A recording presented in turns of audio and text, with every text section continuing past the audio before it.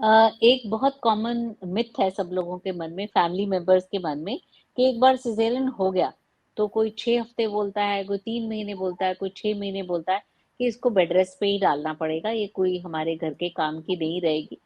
तो कई बार मदर को या मदर इन लॉ को ये प्रॉब्लम रहती है कि बिस्तर पे पड़ जाएगी, मेरी उम्र हो गई, इसका एक बच्चा पहले भी है या और घर में फैमिली मेंबर्स हैं, मैं कैसे घर सँभालूँगी?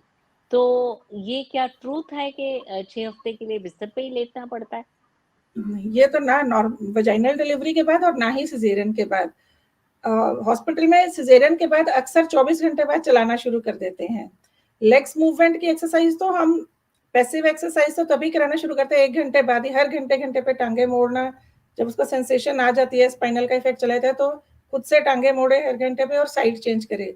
तो that is the initial activity we want her to start and 24 hours तक तो हम उसको मूव अबाउट शुरू करते हैं कि आप अपना पर्सनल काम, ब्रश करना, कंघी करना, ये सब काम आप खुद कर सकते हैं और चल सकते हैं। तो हम बेड रेस्ट तो नहीं सजेस्ट करते। अभी मेरे पास आज ही एक पेशेंट आई थी कि उसके घर के लोगों ने बोला कि नहीं तूने रजाई से हाथ भी नहीं निकालना। मतलब she used to go to toilet with great difficulty, means पहले वो भाई नहीं, घर के कहते मुझे तो कमरे से बाहर निकलना तो दूर, मुझे रजाई से भी हाथ नहीं निकालने देते कि तुझे ठंड लग जाएगी, हवा लग जाएगी। और स्ट्रिक्ट बेड रेस्ट किया उसने, उसको 20 डेज हो गए and she landed in DVT, means कि उसका खून एक साइड पे ही करवट लेके लेटी रही कि घर वालों का इतनी स्ट्रिक्टनेस थी और वो खून जमने लगा। तो उसको हमें, और जबकि पहले मैंने कहा हॉस्पिटल में हमने आपको चलाया, आप चल के अपने घर गए, कहते हाँ जी यहाँ तो सब कुछ ठीक था पर घर जाते ही मुझ पे बंधन लग गए। तो हम सबको, सभी जनता को कहना चाहेंगे कि आप प्लीज ऐसे बिस्तर से मत बांधे, वो उसको नुकसान ज्यादा करेगा। खून की सर्कुलेशन मेंटेन रहनी चाहिए, चलना फिरना चाहिए, अपने बच्चे के काम खुद करने चाहिए और अपने भी पर्सनल काम खुद करें।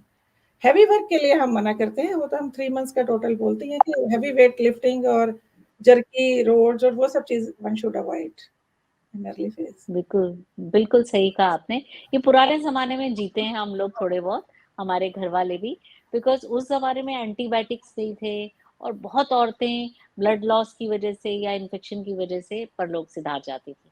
तो औरतों को डिलीवरी के बाद 6 हफ्ते के लिए एक कमरे में, अंधेरे में, जिसमें हाँ, कोई विज़िटर्स नहीं होंगे, बस खाना पहुँचा दिया जाता था, बच्चे की हेल्प कर दी जाती थी और कुछ नहीं होता था।